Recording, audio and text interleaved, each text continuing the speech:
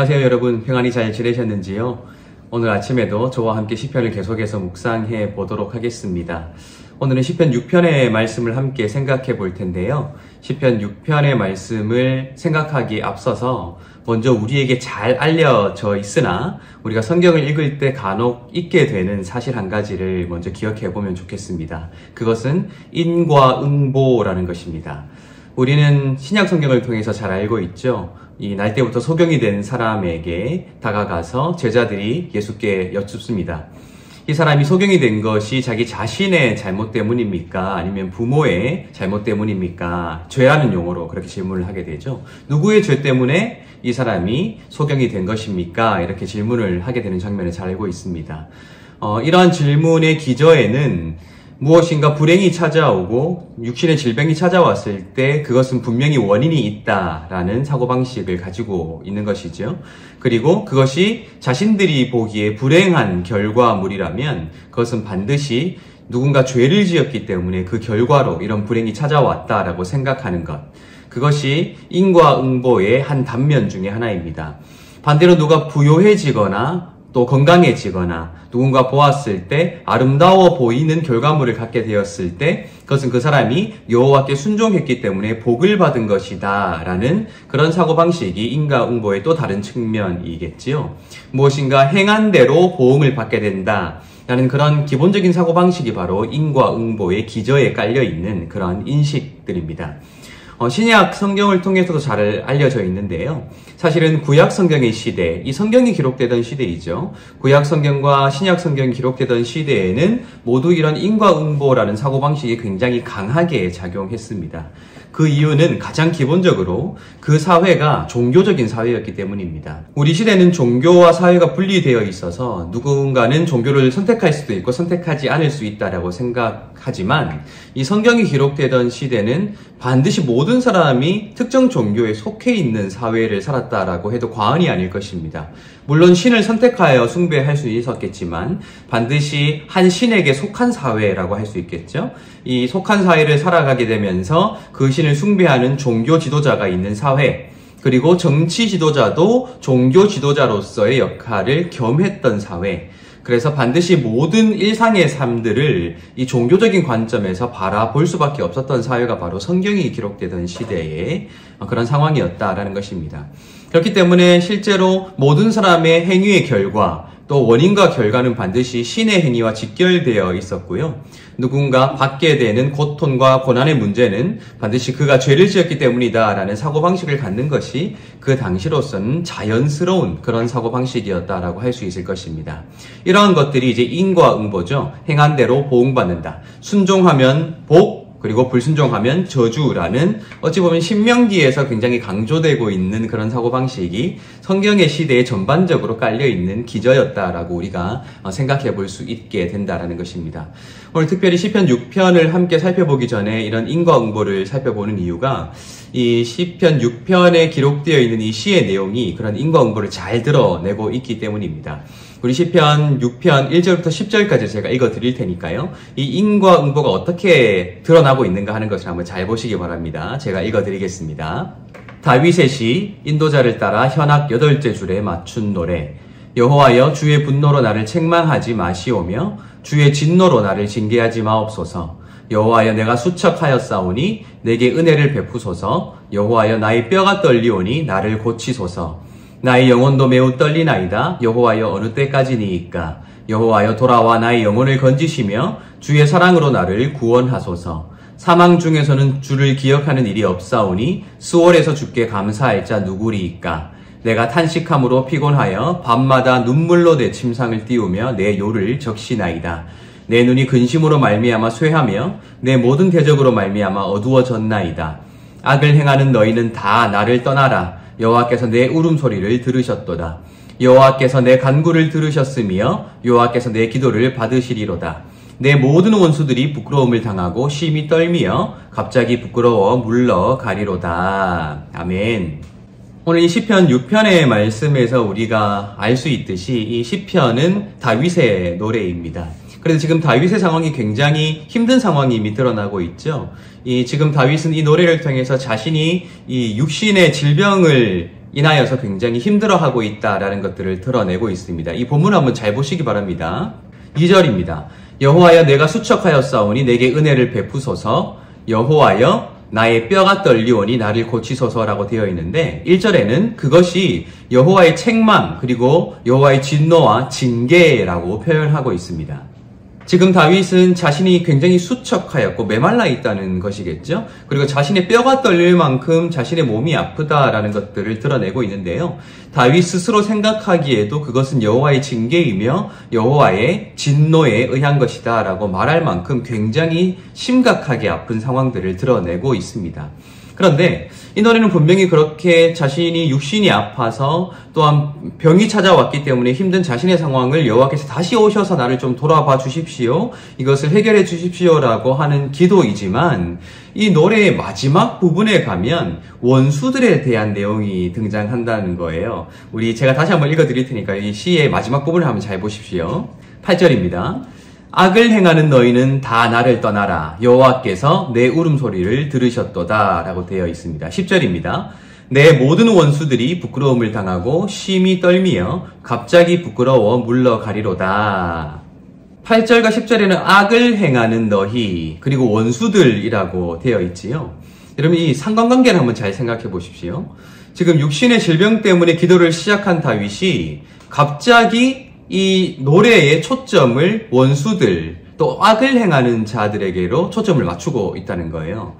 이 둘 사이의 상관관계가 지금 잘 이해가 되세요? 이 상관관계를 이해하기 위해서는 처음에 말씀드린 인과응보를 생각해야 합니다. 잘 생각해 보시기 바랍니다. 모든 불행한 것들, 또 육신의 이 약함, 또 질병, 또 경제적인 어려움, 사실 사람이 보기에 불행해 보이고 좋지 않아 보이는 것들은 원인이 있다라고 생각했던 것이 인과응보의 그런 기본적인 사고방식이라고 말씀드렸죠. 사람이 보기에 좋아 보이지 않는 것들이 누군가에게 찾아왔을 때 그것은 반드시 여호와께 죄를 범했기 때문에 그것이 찾아왔다라고 생각하는 것이 인과응보의 기본적인 사고방식입니다. 근데 지금 다윗은 왕이지 않습니까? 이 왕의 주변에는 항상 아첨하는 자들이 있는가 하면 반대로는 항상 호시탐탐 기회를 노려서 그 왕위를 빼앗고자 하는 사람들도 굉장히 많았을 것입니다. 이 다윗이 육신의 질병이 찾아왔다라는 것은 호시탐탐 그 기회를 노렸던 그 악인들, 다윗의 대적들에게는 굉장히 좋은 기회였고요. 그리고 인근 국가 다윗의 지배를 받기도 했었고 또 전쟁을 항상 준비하고 있었던 인근 국가에게도 굉장히 좋은 기회이기도 했을 것입니다. 이 왕이었던 다윗이 무엇인가 힘든 상황에 처했다. 그가 몸이 아파졌다라는 것은 이 대적들에게 이 하나의 기회를 제공하는 것이죠. 이 다윗은 여호와의 기름 부음을 받았고 여호와의 선택을 받아서 왕이 되었다고 스스로 자랑하고 있지만 지금 여호와께 죄를 저질러서 이렇게 육신의 질병이 찾아온 것 아니냐 하는 비방거리를 제공할 수 있는 그런 시간들을 지금 다윗이 보내고 있다라는 것입니다. 얼마나 지금 난처했겠습니까? 자신은 아프고요. 질병이 찾아와서 몸도 가누기 힘들 만큼 뼈가 떨릴 만큼 아픈데 자기가 생각하기에도 여호와의 징계와 진노에 의한 것이다라고 생각될 뿐만 아니라 자신을 대적했던 그런 대적자들이 자신을 향해서 죄를 저질렀다. 죄를 지었기 때문에 여호와께서 저렇게 심판하신다라는 그런 조롱거리를 지금 주고 있으니 얼마나 자신의 마음이 힘들었겠습니까? 그런 상황 가운데 있었기 때문에 다윗은 이 질병에 대해서 기도하면서도 악인들에 대해서 지금 나에게서 물러가라 이렇게 지금 이야기하고 있다라는 것이죠. 그런데 이 노래는요, 다윗이 지금 진짜로 두려워하는 것이 무엇인가 하는 것을 드러내주고 있어요.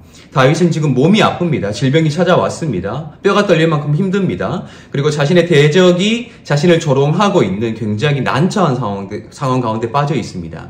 그런데 다윗은요, 이 노래의 한가운데 자신이 진짜로 두려워하는 것이 무엇인가 하는 것을 기록해 두고 있다는 것입니다. 우리 5절을 한번 읽어보면 좋겠는데요. 제가 한번 읽어드리겠습니다. 사망 중에는 주를 기억하는 일이 없사오니 수월에서 주께 감사할 자 누구리까. 아멘. 다윗이 지금 이야기하고 있죠. 사망 중에는 주를 기억하는 자가 없다. 수월에서 주께 감사할 자가 누굽니까? 라고 하고 있어요.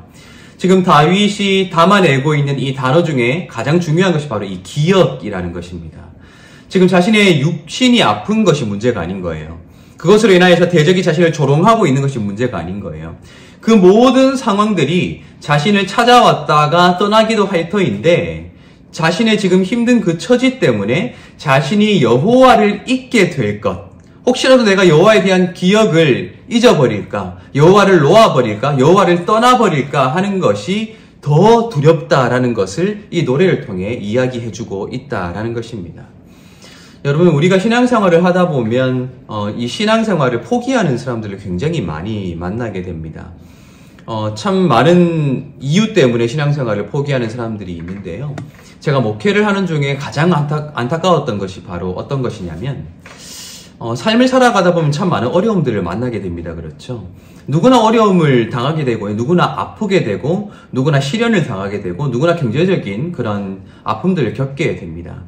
왜냐하면 우리는 모두 그러한 삶을 살아가기 때문입니다. 우리가 모든 것들을 초월해서 모든 것들을 스스로 다 채워낼 수 있는 삶을 살아가는 그런 존재라면 우리에게 어려움이 찾아올 리가 없겠죠. 하지만 우리는 항상 하나님 앞에 도움이 필요한 한계가 많은 존재이기 때문에 때로 육신의 질병, 또 생활의 아픔, 또한 경제적인 어려움들을 겪으며 살아갈 수밖에 없는 존재들입니다. 누구에게나 찾아왔다가 누구에게나 또 떠날 수 있는 그런 문제들이라는 것이죠. 근데 어떤 분들을 보게 되면 자신에게 찾아왔던 어려움 때문에 교회에 나오는 것을 무척 어려워하게 되는 경우들을 만나게 돼요. 자신이 겪은 어려움 때문에 무엇인가 다른 사람들이 나를 어떻게 생각할까, 다른 사람들을 나를 비판하지는 않을까, 나를 정죄하지 않을까라는 그런 두려움을 갖게 되고요. 그런 두려움과 부담감 때문에 교회에 나오는 것을 멀리하게 되고요. 교회에 나오는 것을 멀리하다 보니까 완전히 믿음을 잃어버리는 그런 분들을 간혹 만나게 될 때가 있습니다. 우리 주변에서도 참 그런 분들이 참 많은 것 같아요. 그런데 오늘 이 다윗의 경우를 한번 잘 보십시오. 다윗은요, 자신이 스스로 생각하기에도 하나님의 심판을 받고 있다, 하나님의 징계를 받고 있다라고 여길 뿐만 아니라 자신의 대적들, 악인들이죠. 악인들이 자신을 조롱하고 있는 가운데서도 결코 놓지 않았던 것, 그것은 바로 하나님에 대한 기억이라는 것입니다. 이 시편이 지금 제목까지 총 11절로 구성되어 있거든요. 이 11절 가운데 5절이 핵심에 있습니다. 이 형식상 그 한가운데 있는 이 행이 5절일 텐데, 이 시의 한가운데 핵심적인 내용을 여호와께 대한 기억을 잃어버릴까 두려워하는 자신의 마음을 수록함으로써 오히려 어찌 보면 다윗과 비슷하게 수많은 어려움들을 겪으며 살아가는 우리가 가장 두려워해야 할 것이 무엇인가 하는 것들을 넌지시 알려주고 있다는 거예요. 아플 수 있어요. 경제적으로 힘들 수 있습니다. 많은 어려움들에 빠질 수 있습니다. 그리고 많은 사람들이 우리를 판단하고 때로는 비판하고 정죄할 수도 있습니다. 하지만 그러한 것들이 우리에게 두려운 게 아니라는 거예요. 우리가 정말로 두려워해야 할 것은 그 모든 것 때문에 하나님을 잊게 될까, 하나님을 내가 스스로 놓아버리게 될까, 그것을 더 두려워해야 한다라는 것을 우리에게 말해주고 있다는 것입니다. 오늘 이 다윗의 노래를 기억하면 좋겠습니다. 우리가 두려워해야 할 것은 나에게 물질이 없는 것, 건강이 상실되어지는 것, 많은 사람들이 나에게로부터 떠나게 되는 것이 아니라 하나님 그분이 잊혀지게 될까.